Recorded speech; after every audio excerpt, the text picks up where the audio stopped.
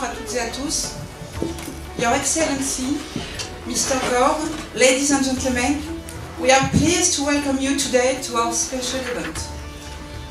First, it is a great honor for us to greet Your Excellency, Mr. Singh. It is indeed a privilege for our school to have been chosen by you.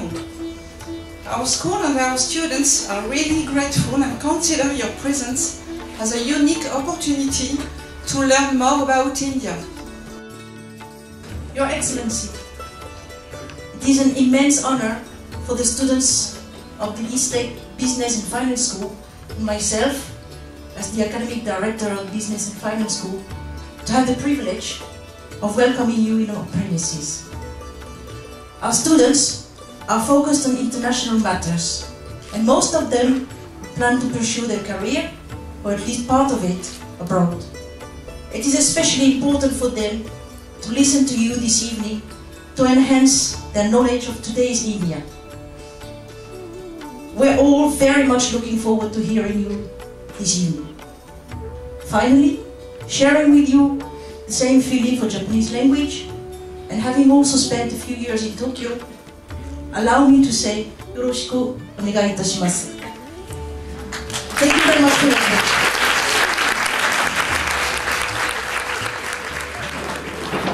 Merci beaucoup, and I should say arigato gozaimasu. I'm delighted to be here with all of you, and you're at the business school learning also about finance and business. So clearly it is important to know something about India.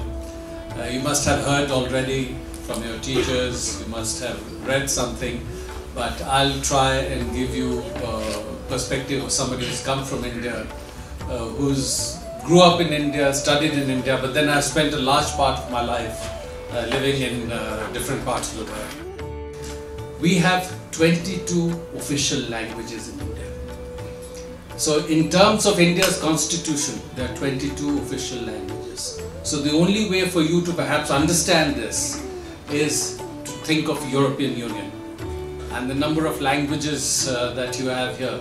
So India is one federal European Union, and to understand that complexity, our differences do not divide us, they define us. So in India, we all grow up with diversity all around us. So acceptance of diversity and working and building an economy, building a polity within the framework of diversity is extremely important for India. And that is why we say that the success of India is important, of course, for India, but it is also important for the world. Because success of people living and working together in a multicultural, multi-religious environment is a very important message for everyone.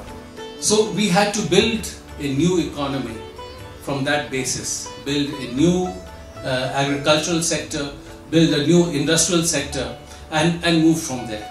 In the services sector, one of the reasons we've done very well is because of the IT sector, information technology. Today, the IT sector in India contributes about 7% of our GDP. It employs 1.6 million people. Agriculture contributes 14% of the GDP, and 700 million people live off agriculture in India. Today, only 13% of Indians have access to higher education. And the government has said that it wants to take the figure to 30% by the year 2030.